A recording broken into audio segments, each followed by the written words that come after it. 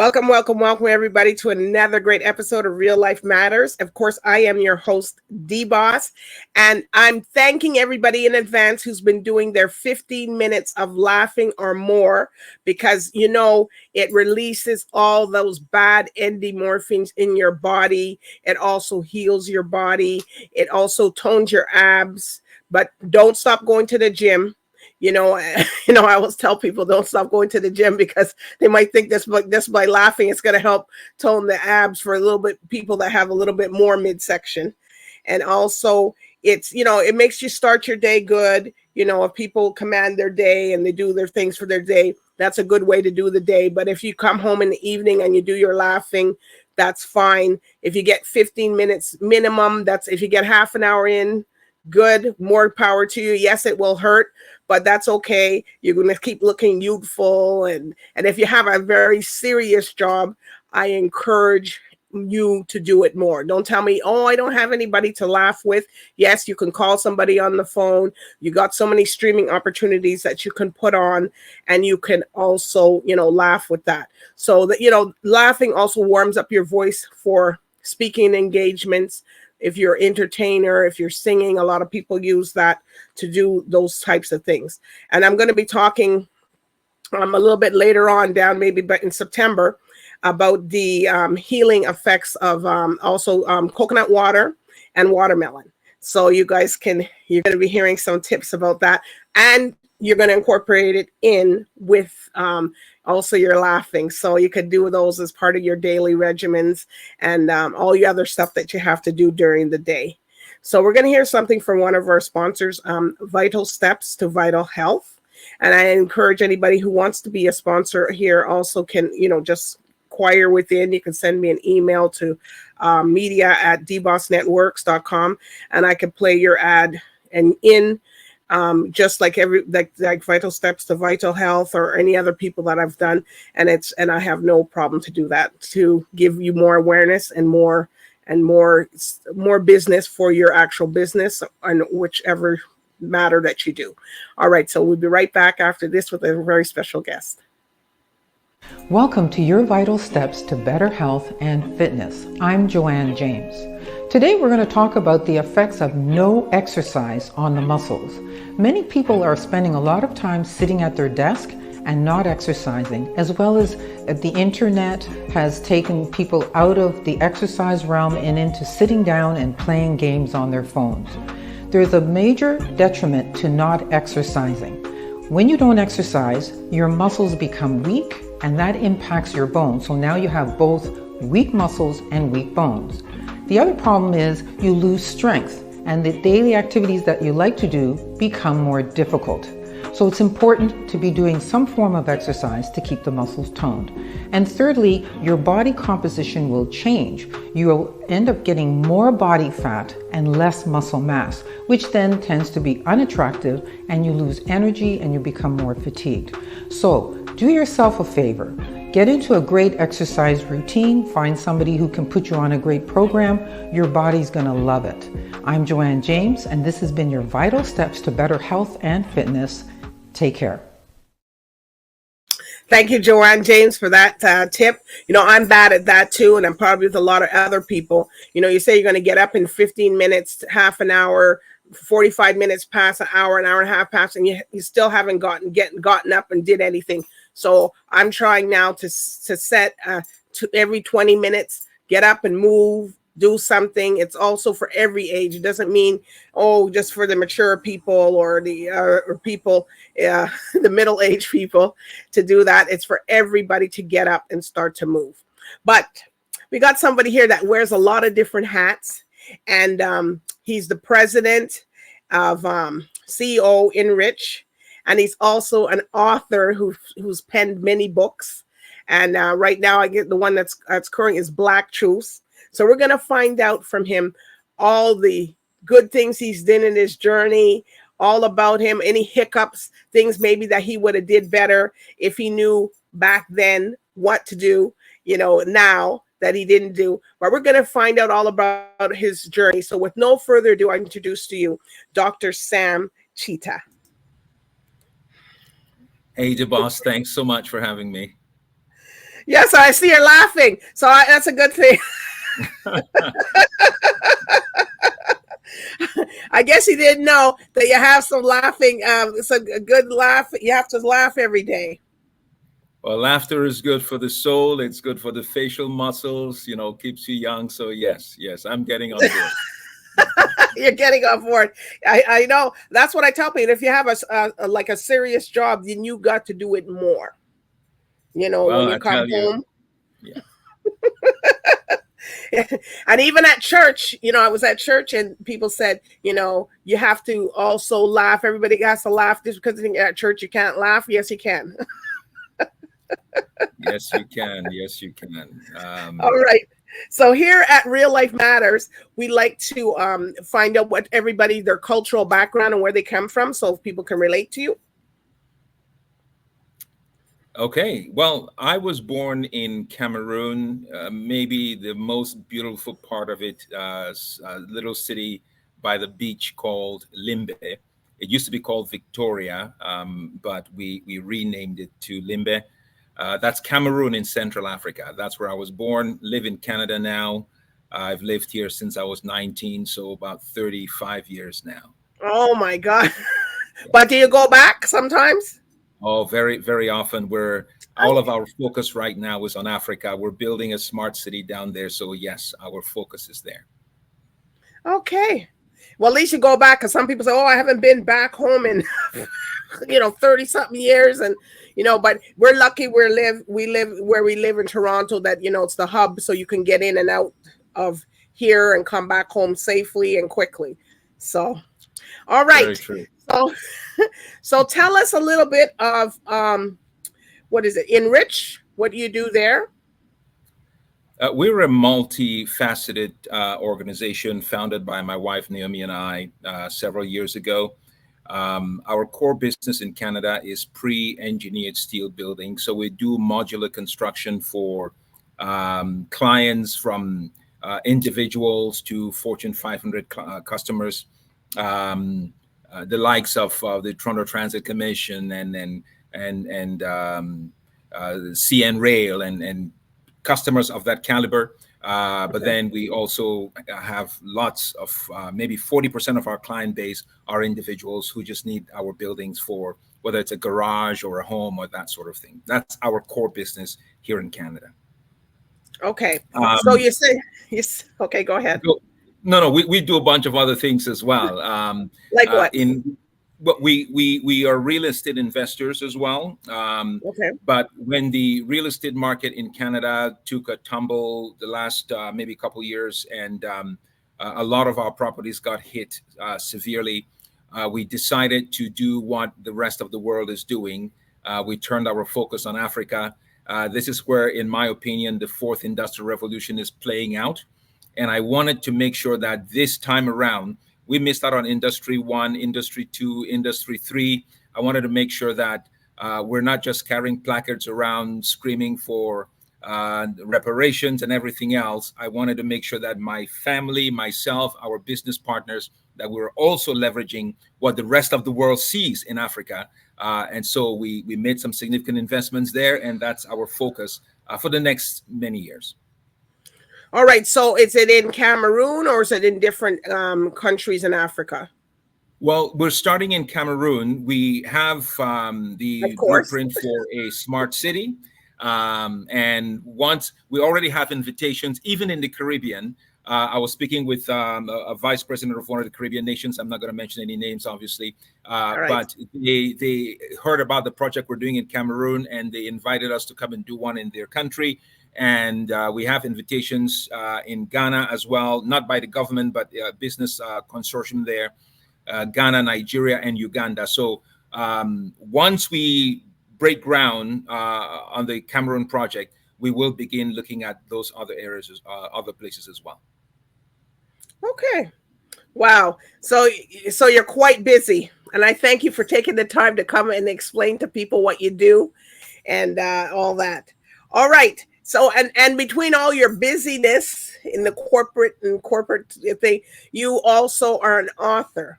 So tell us a bit about that. I've written 7 books now. My 7. books, yes, 7. My books traditionally, I'm a pastor, preacher, Bible teacher, so I traditionally have written on, very focused on Christian living. So I have books Okay. like, I have a radical series of books: Radical Prayers, Radical Results, Radical Trust, Radical something else, and then there's another few books. We have also a training manual for Christian leaders and entrepreneurs. It's a 30-week training program, so we have that as well. So, but in this particular book, Black Truths: Healing 500 Years of Colonial Lies, while its foundations are clearly Christian, I make that very clear in the book. But the focus on this book is just helping to build up people of African descent to attain our full potential, because there are so many things, DBoss, that have kept us down for a very long time. And a lot of us have bought into that false narrative that contributes to that harm, and it's impacting our people. So when you see all of the, I know sometimes people say, you're trying to create excuses for people, but listen to me. 500 years of being told you are ugly, you are nothing, you're worth nothing, your parents are worth Right. nothing, you've contributed nothing to society. It has a significant psychological toll on the human mind, and it expresses itself in some of the ways that we've seen, to the point where, even though there are many of us like yourself and myself and so many others who are doing significant things in the world, they typically don't make the 6 o'clock news on CNN, because it challenges the narrative that the world has about people of African Right. descent. So we decided to jump into that fight. So we're doing it from a multi-pronged approach, in academia, teaching, book writing, business, even the business that we're doing in Africa. It has a very significant intention to help build our people up economically, not just on the continent, but globally as well. Right. So this book, so how many pages is it, Black Truths? Black Truths. Oh man, You I can don't know, show the but book, yes? I have a copy here, so I got to tell you, it's under 150. I Can you decided show the some. copy? Can you show the book? Oh, here it is. Okay. And I All wonder right. who's on the front of it. I wonder. He's quite handsome, I think. Yes, he looks So, good. He got his glasses on, people, the professional approach. yeah, well, it's my signature blue glasses. It's right Oh, here. okay. Yeah. So that book. See, it's a funny story, DBoss. I remember after I wrote maybe my second or third book. I was a fairly new Christian at the time, and I wanted to have impact. I wanted to be respected as a contributor into the kingdom. So I wrote this book. It was like this thick, okay, and I mean, it was just this Wow. amazing. I thought it was amazing, and the Holy Spirit refused for me to print that book, to publish that book, because I knew going in, but human ego, there was too much Sam TITA in the book. It was the book that when you read, you were going to know that, yes, this is a brother, a man of God. And the Holy Spirit said no. So he didn't want that. He wanted you to make an impact. The Holy Spirit wanted you to make an impact on something. Do you know what's crazy? It's been at least 8 years. That book still remains unpublished. Okay. What? And yes, it remains unpublished, and I don't intend to publish it. It was a lesson learned. For that reason, I decided I was going to keep my books 150, 160 pages. Okay. So that a person can read it in a week, and when they're done reading it, they still remember what they read in the beginning. All right. And use as clear language as I possibly can, of course, without dumbing anything down, but be clear, so that people read it. I'm not looking for applaud when people read my book. I'm looking for them to take action when they're done. So The applause and stuff, not really interested in. That's why I thought I would make that comment. My books are traditionally not more than 160 pages thick. Well, is it a hardcover or is it a soft cover? I couldn't really catch Well, it. this year is a hardcover. There's Yeah, that's why I said. yeah, there is hardcover. There's soft cover as well, and they're available on everywhere good books are sold, but Okay. also on our ministry website. If you go to blacktruths.ca, you can get order copies from there as well. Well, we're impressed. I'm impressed how much things you're doing. So you preach on Sunday. You preach too? I don't preach every Sunday. You know, I get invitations. I get invitations okay. to preach, and I do that. Wherever, whether it's anywhere in the world, I usually get invites, and yeah, you just go do your thing and come back home. Go deliver the word, and I'm out.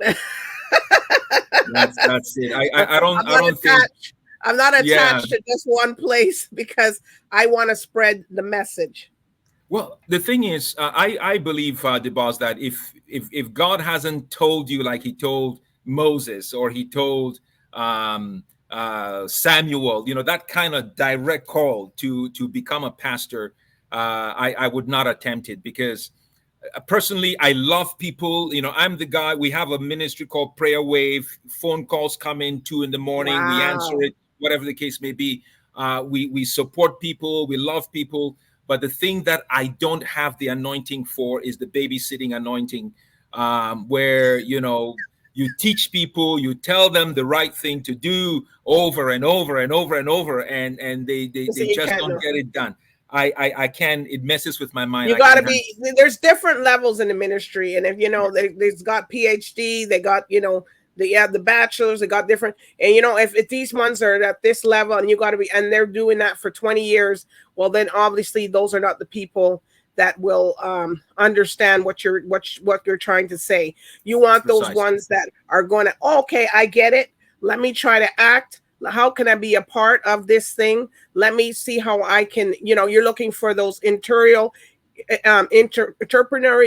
independent people that can get up and do something, not just talk about it, but do it. That's my tribe. That's who God has called me to. Okay. So are you working on something else now?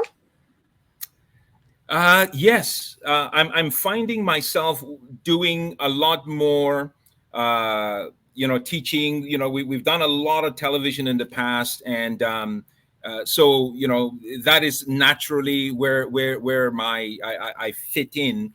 But I'm focusing a lot these days on empowering our people economically. That is my focus, because I mean, I buried my mother, maybe 6-7 months ago.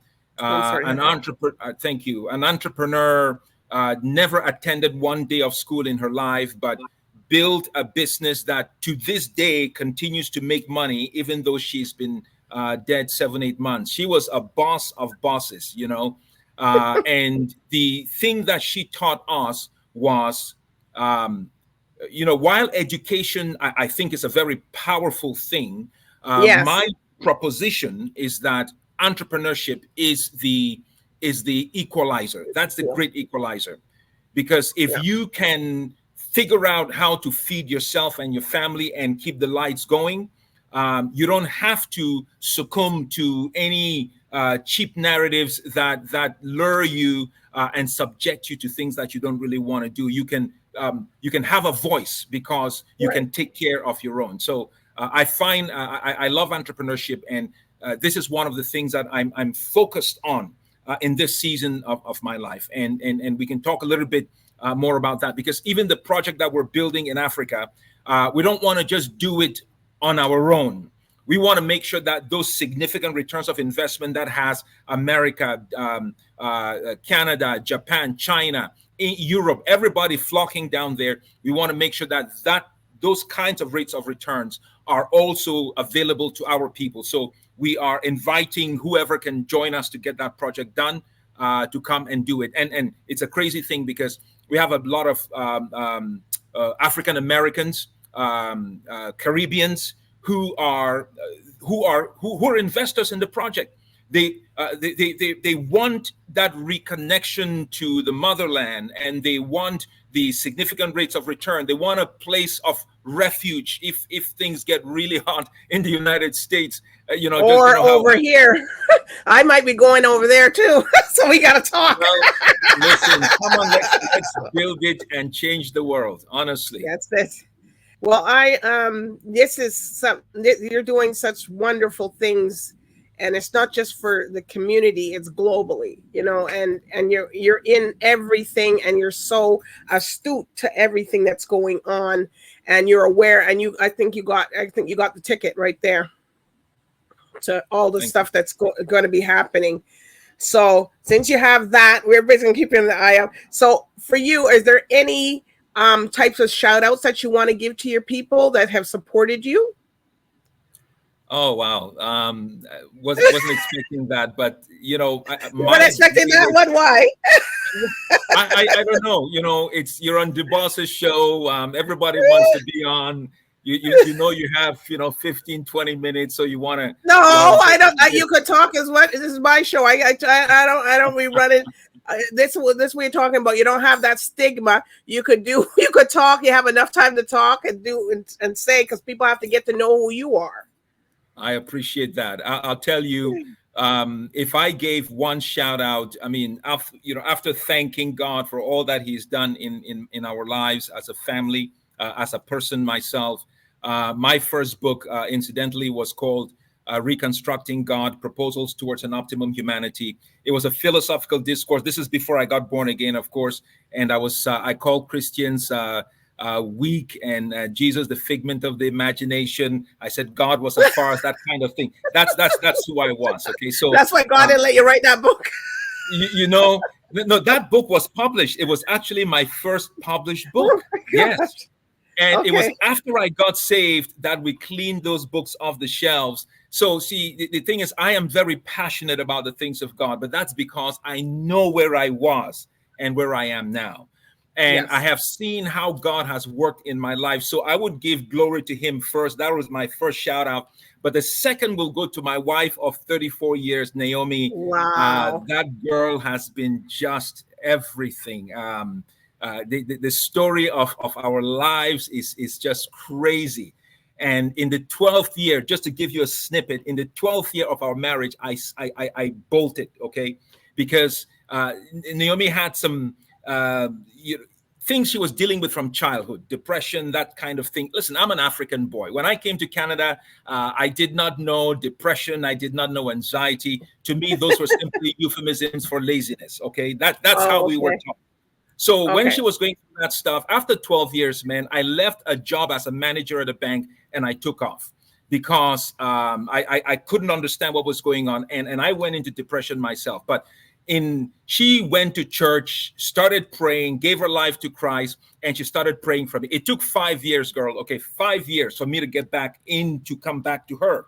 So I got saved, got on fire for the things of God. I pick up the phone and I said, baby girl, listen, if you will have me back, God has done an amazing thing in my life. She said, yes, I will. Listen, life since then, she said yes, I will.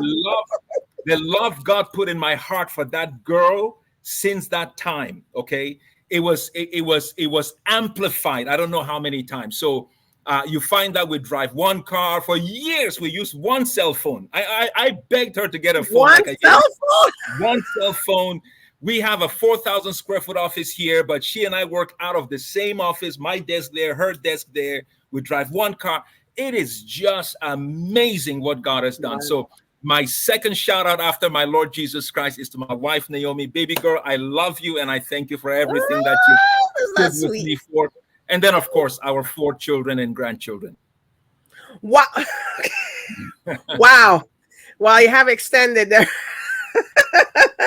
Well, that's a great thing. Well, we're going to be looking for some great, you got to come back and, maybe tell us some stuff, some segments of what you do, or maybe teach people a little something, or stuff like that. Cause I just don't do that. And if in your due time, we'll do it short. It'll be short and sweet things, but this was something for you. So if people want to follow you, get more information about this, all these things that you're doing, your book, if you want to go to Africa and all that stuff, where can they find you? They would just if you type either Sam TITA, SAMTITA, just like it is on your screen on Google, it'll pull up a whole bunch. You get samtita.com, which is our ministry website.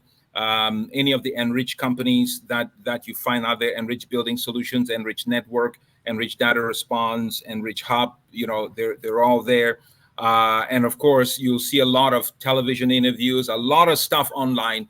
So you can find a way to reach out to us. But please, by all means do, because we are experiencing right now, DBoss, a renaissance for people of African descent.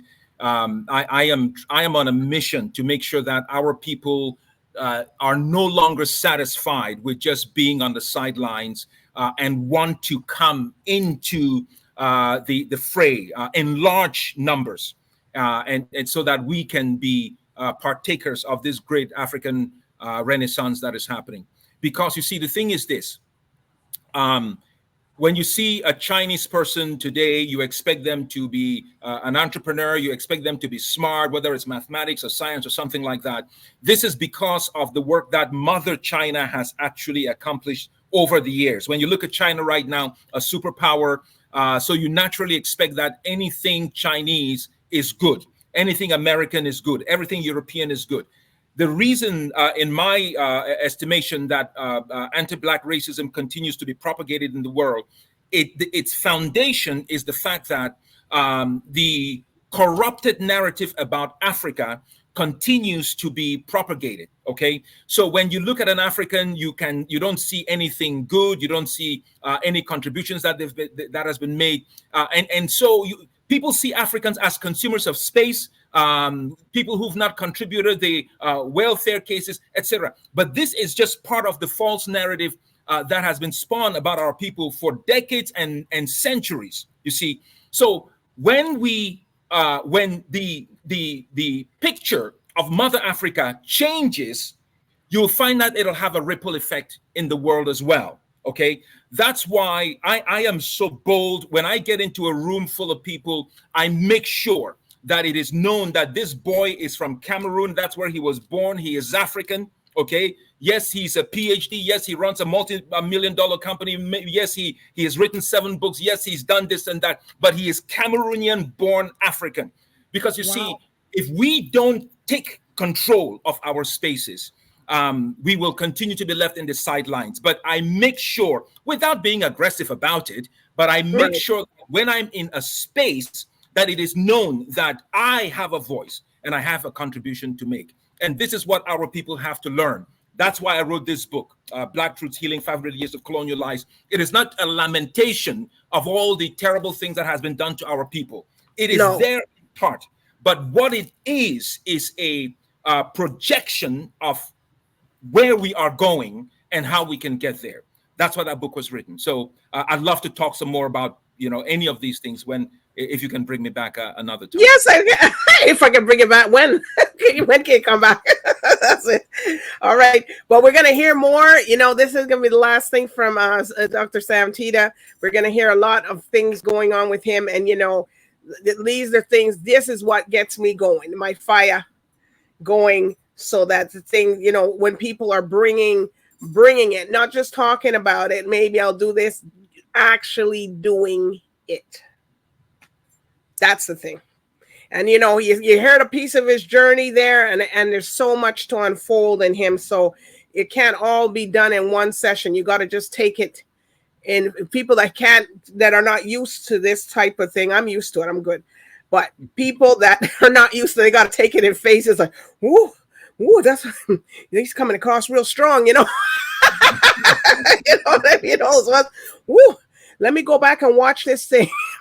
Let me just digest it. And it's not hard to digest if you're ready. If you're not ready, then it takes time. Yes. So he'll be back, people. I want to thank you for coming and sharing part of yourself today, Dr. TITA. And, and I do, and everybody who missed the first part of it, well, you got to go back. I'm sorry, or you can go to the YouTube channel and go see it. So anyways, go ahead. So any last words? No, I'm just glad for the opportunity, DBoss.